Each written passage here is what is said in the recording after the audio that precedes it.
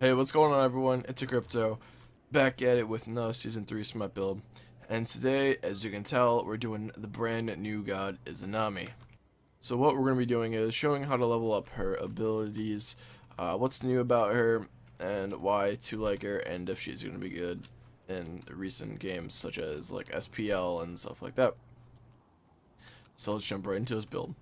And before we start, I just want to show you guys that her basic attacks are pretty crazy. They're actually boomerangs, so they do damage going to and fro, as you can see here. So that's pretty cool. That's a new mechanic into the game that obviously hasn't been seen before, and it's bringing some people back into Smite, in my opinion, because it's just something new. Alright, so off with their abilities. The first thing you're going to want to level up is going to be your 2. Your 2 is kind of like Amaterasu's 2. It goes in a straight line, but the thing about hers is that it's actually pretty slow and it can go through walls. And the cool thing about her too is that this is what you're going to be using for your wave clear. And also, whenever you get a kill with your 2, it actually makes the slow that it already has go up to 30%. So it can go up to 12%. So you need 2 extra kills, I believe. Yeah, you need 2 extra kills to make it go up to that 30% with your 2. And then you'll be all set. So after your 2, you're going to be leveling your 1. Her 1 is pretty crazy because it's a massive attack speed steroid. As you see here, it goes from 55 to 75%. That is the highest in the game. And also, it gives bonus damage up to 25. So as you can see, her basic attacks are no longer boomerangs. Instead, they're like normal ADCs. And this lasts for 6 seconds. And then after her 1, you're going to be leveling up her 3. As you can see, her 3 here is kind of weird looking, but it's just kind of like Hades 1. She goes underground, and then when she comes up, she is invisible. But take note that if you try to basic attack or use any of your abilities, you become uninvisible, and if you have like a dot or just take any sort of damage, you will become uninvisible as well. Her ult is pretty cool. It makes it so it's a big explosion right in the circle. You'll see this in a second. And also, if an enemy is hit by it, they become silenced as well for, I think it goes up 2.5 or up to 2.5 seconds. So as you see here, her ult looks really cool, and also her ult scales up to by 120%. So you're kind of you're going to be looking at power here to make her that much stronger, and also her 2 scales up by 90%, which is even more crazy. Alright, so let's jump right into this build. So there's 2 things you can do here. You can start off as Death Salt as you want, and then go into your boots. So let's do that real quick. The reason why I don't really like this is because of her basic attacks, they are considered AoE. So life steal only counts for 33%, kind of like mages and stuff like that, like their abilities. So lifesteal isn't too great on her. You're not going to be getting like double, like let's say you're using Aussie and have the passive proc. You're not going to be getting like 100 just for hitting it back and forth twice. You're only going to be getting like probably just 100 in total here. So that kind of sucks, but that is why I don't really like going Death Still on her. The other item, obviously, if you play ADC, you should know, is going to be Transcendence. Transcendence gives you physical power, which is nice because, scaling. And then it gives you 300 mana and plus 6 MP5, which will just help with staying in lane longer and being able to outbox the enemy. So after Transcendence here, we're going to be going into Warrior Tabi. Warrior Tabi is better than Ninja Tabi in this case because yet again her powers scale off of power, but her skills scale off of power, and then Ninja Tabi has 15 less power than that. So Warrior Tabi is going to be the best here. So after Warrior Tabi, we're going to go into an item that you guys should all know if you guys play ADC. We're going to be going into Ichaival. Ichaival doesn't give you any power, but we're going to be selling this late game, so that doesn't really matter as much because her late game is where IZANAMI shines. So what Ichaival does is increase your physical power by 10 up to 3 stacks. So as you see here, we now do 100 damage instead of 86, which was what we did the first time. And I just want to show you guys something as well real quick. So you would think since technically IZANAMI has 2 basic attacks and 1 throw, meaning with her boomerang she hits back and forth.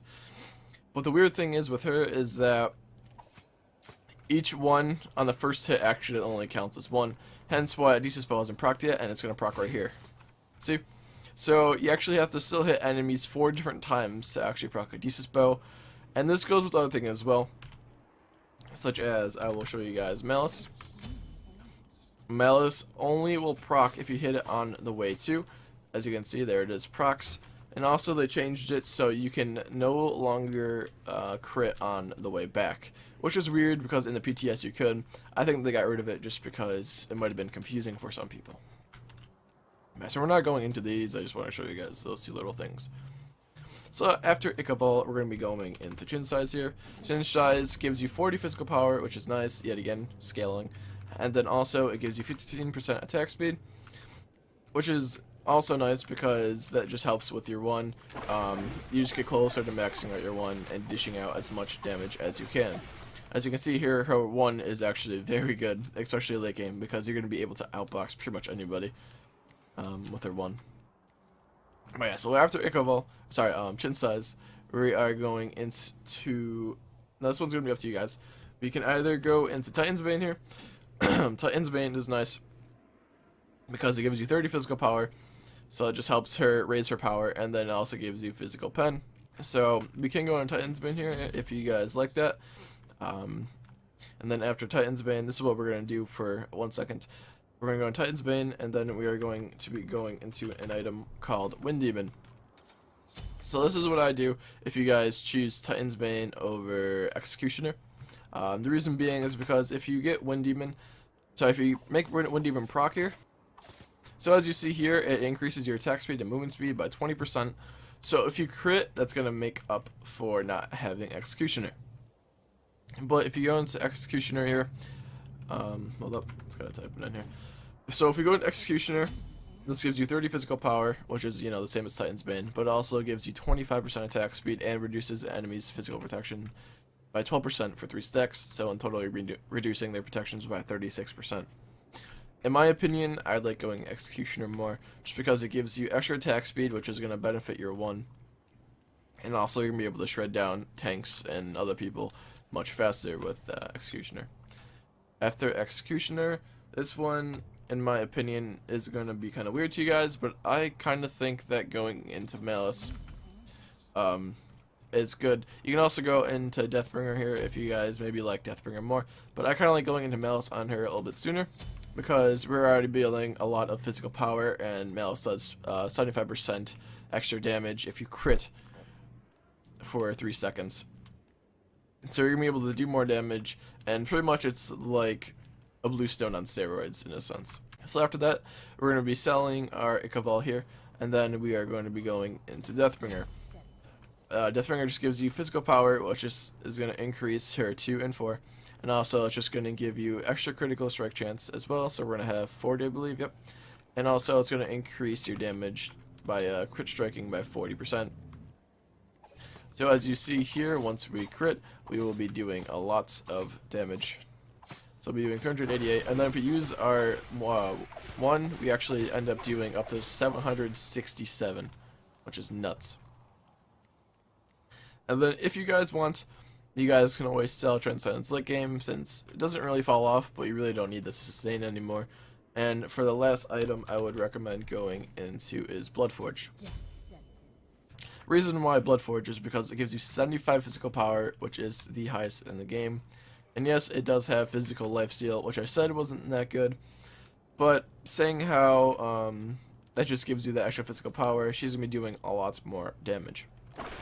So as you see here, we are just hitting them for 775, and also just helps you sustain a little bit more as well. And I forgot to talk about her passive, but her passive is pretty cool. I will go show you over here on this on this robot. So pretty much whenever you take damage and you lose up to 15% of your health, you gain 4% physical pen. So as you can see here, this is going up slowly. Plus, guys, if you guys liked the video, make sure you guys drop a like, comment, and hit that subscribe button. It really helps a lot and helps me keep making these videos. Have a good day. Peace.